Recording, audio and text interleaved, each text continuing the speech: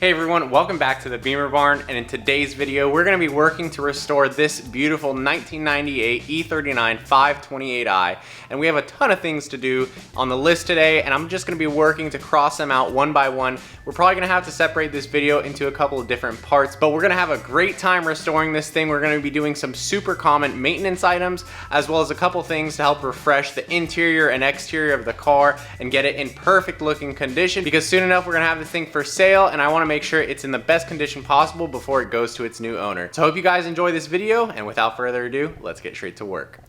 So let me go ahead and show you guys all the little items that we have to do.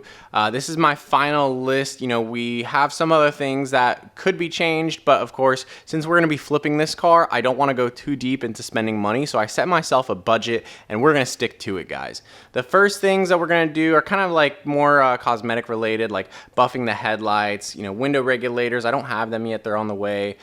Coating the light control module for the xenons, changing the steering wheel, but then we have a ton more maintenance related things that we're kind of skipped out on the car. So like things like the brake flush, doing an alignment check, cabin filters are old, the valve cover gasket, and an oil change, and also we have a power steering line that's leaking fluid. So we're going to be taking care of all these things today and going down the list one by one. As we take care of it, we'll go ahead and knock it off the list, and by the time all this is done, the car is going to be in much better condition. So let's go ahead and pick one thing out. I think we're going to start on the more intense stuff. So let's take a look at the valve cover gasket and spark plugs. We'll also be changing the cabin filter and the power steering line and do our oil change today. So we're gonna get down and dirty with all these fluids, and let's go ahead and take a look at some of the supplies that we have. So here's everything, you know, our oil change kit. All this stuff basically came from FCP Euro, except for some of the fluids like the brake fluid I got from the auto store, and I also need to go grab some ATF for the power steering, because here's our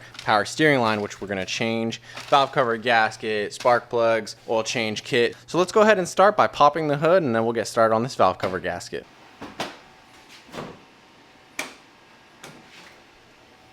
So we've got to get this cabin filter off, and then we'll have access to get all the coils and all the lower bolts here. Also this cover, 10 millimeters, and then we'll have access to take all these bolts off right here. It's pretty easy to change. This is an M52, so there's not a whole lot. There is just one breather hose. So let's go ahead, do all that, and we'll pull the valve cover off. Hopefully it's pretty clean under there.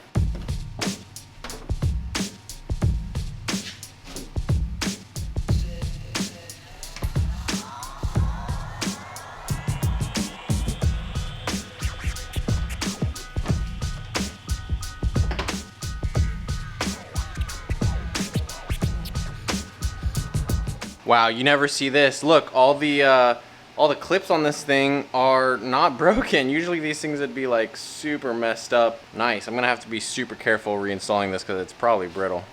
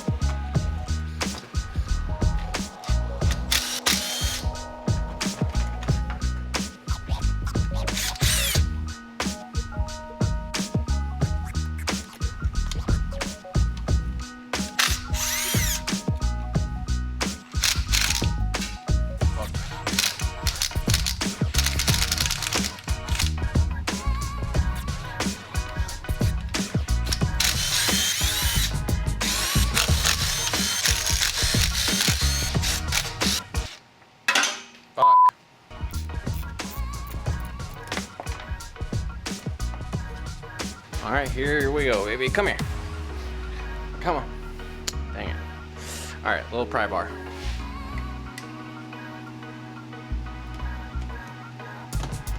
There you go.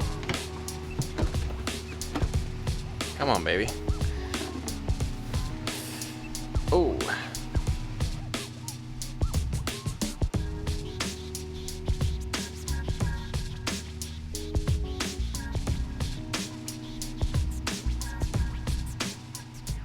Well, nothing really surprising over here underneath the valve cover. You know, it does have 200+ thousand miles, so course, it's gonna have a little bit of goldening, and I think we can see where the fluid leak was coming from because there was oil underneath the gasket in this area, and that's where our leak was. So we're gonna pull this off completely and then replace our new one in there.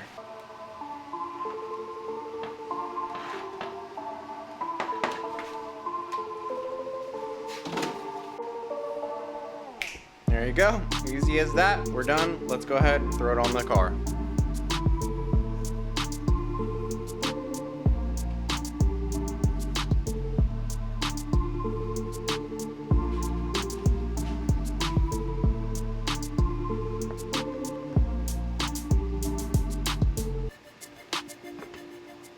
Well, that gasket wasn't seating well, and now I know why. Check this out. Ooh, all right, we're gonna have to be careful with that. Looks like the old one decided to stick around, so gotta make sure that comes off. Otherwise, we're not gonna have a good seal, especially right there. And don't wanna. I'm gonna take this screw off right here because it looks like I'm gonna just pull it apart if I try to get it around that thing. So let me take the screw off.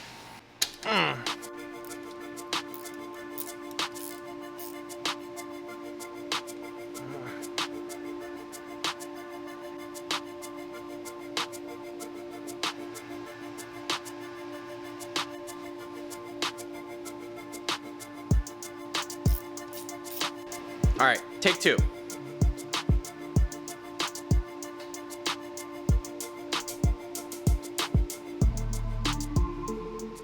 Dang it, look what I found. I was just tightening up these bolts and I realized that there's a crack right here. I don't know if I'm gonna be able to show it on camera very well. I'll try to do that now, but this thing is definitely cracked. So, So I'm gonna pull it off again really quick, inspect it a little bit better, maybe try to put a little RTV on the inside, I'm not gonna lie guys. But I'll check the junkyards and stuff. Maybe we can get one of these valve covers before we sell the car. Otherwise, it's not a big deal. It is just gonna burn a little bit of oil. So that sucks, but yeah, let me do that real quick.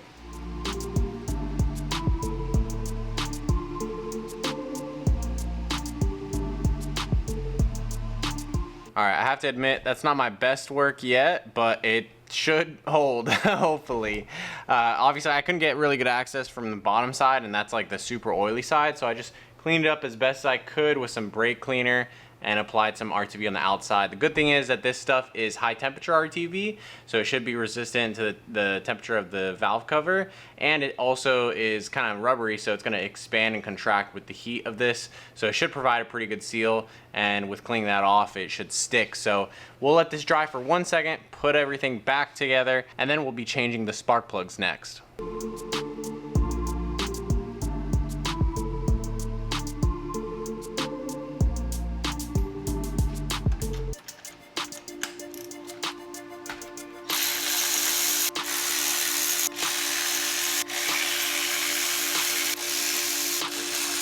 All right, so we've got the spark plugs out real smoothly, and after what happened with the valve cover, I was expecting something to go wrong here, honestly. But as we see, all the old ones out, you got all those rings of orangeness. I don't know what that's from, corrosion coming from the inside out. They're also a little sticky around the crush washers here, and I think that was from the valve cover gasket leaking. But now we've got the new ones to install. They look great, obviously brand new, and hopefully the car runs real nice with these. Obviously, it was running good before, but it'll keep running good with these babies. So let's go ahead and throw them in.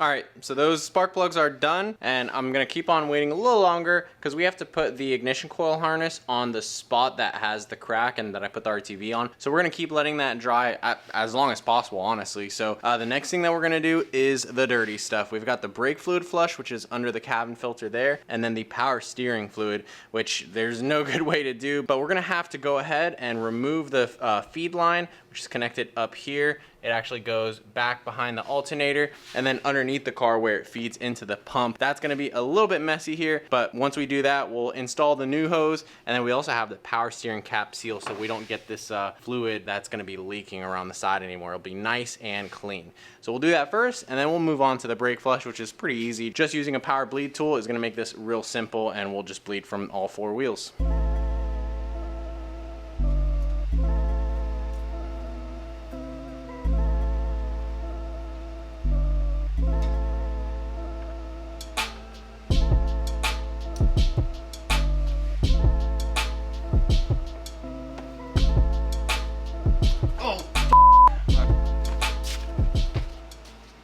Well, there's, like I said, no clean way to do that. It's funny though, this is kind of a different colored power steering fluid than I was expecting. And it makes sense now because the other day I actually found a small puddle underneath this car in the morning, and I was curious what it was. And it honestly tasted like a hydraulic fluid. And yes, I tasted it because it had no color to it. And I couldn't tell, it definitely wasn't motor oil. It wasn't, you know, I didn't think it was power steering fluid because I expected it to be red. But now looking at the color of this stuff, it makes sense. It was power steering fluid that was leaking. So we're gonna keep slowly draining it. I don't want to get wet here.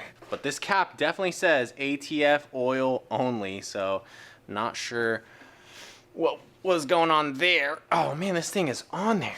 When in doubt, hammer out. There you go, hammer time. You see? Yeah, it's almost empty.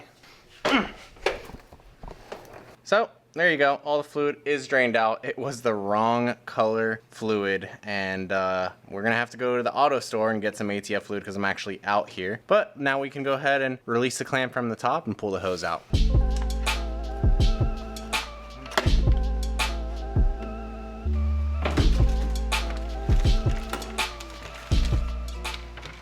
Well, the new hose comes with these one-time use clamps. I do have the tool to clamp these down, but I don't really like these style clamps because they're not easily serviceable. You know, they would just go into this tool here and then it would crunch it into the correct size.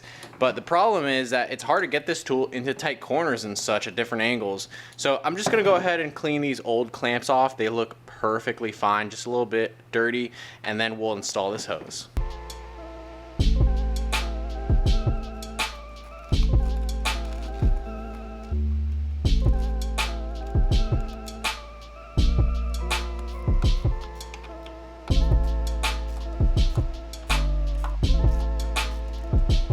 And you know what, while we're down here, let's go ahead and crack open the drain plug for the oil pan. That way we'll start draining it while we're working on everything else and get every last drop out of there.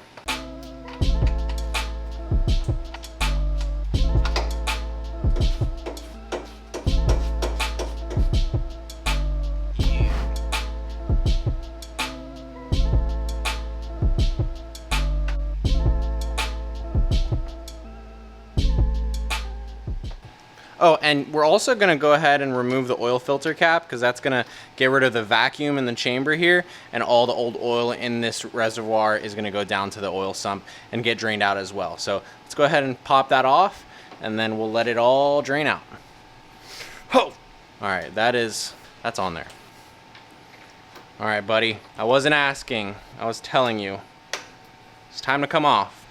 Ah, there we go.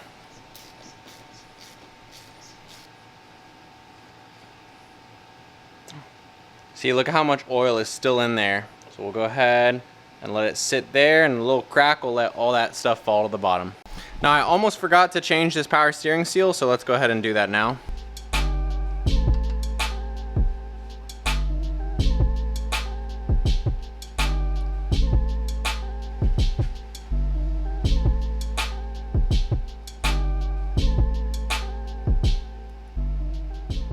So moving on, the brake fluid is held under this cabin filter, And we are replacing both of these, so this one is gonna go in the trash. And then you got this weird little clip. Disconnect your hood.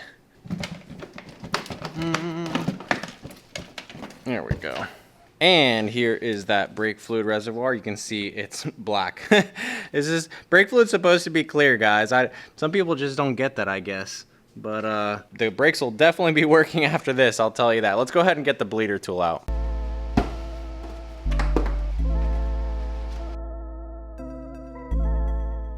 So here's one of those must-have tools for those of us that work at home. This is the Schwaben Universal Multifunction Fluid Pump Kit. It's basically a power bleeder, and you can also use it to fill your ATF on your transmission as well, because you can actually put this hose in. There's a pickup down here. You can fill this with any fluid, pump it up, and it'll actually pump it through this hose. So they do come with this attachment. This is just for the brake fluid reservoir, and I'm only going to use the air pressure of this, which means I'm gonna have to keep filling and refilling this reservoir here and making sure that it doesn't run out of fluid. Otherwise, we would be introducing air into the lines, which we don't want to do. So we're gonna go ahead and hook this baby up, apply some pressure, and then go to each of the brakes, which you can actually do without pulling the wheels off. And then we're gonna crack open the bleeder valve and let it drain fluid up until the fluid starts coming out clear.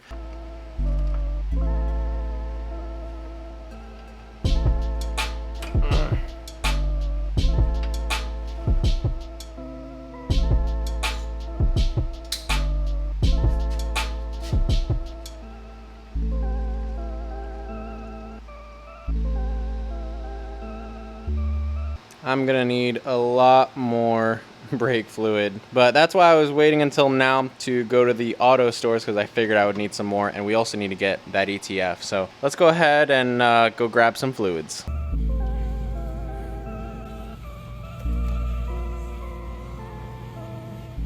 So we've got the new fluids acquired, brake fluid for the brakes and ATF for the power steering. And since we just topped off the brake fluid reservoir, I'm gonna see if we can bleed the slave cylinder as well, get some fresh fluid running through that thing, because you can see that there's a separate reservoir and it still has that old mucky color in there. So we're gonna try to bleed some of that fluid out, and that way the clutch will feel good as well.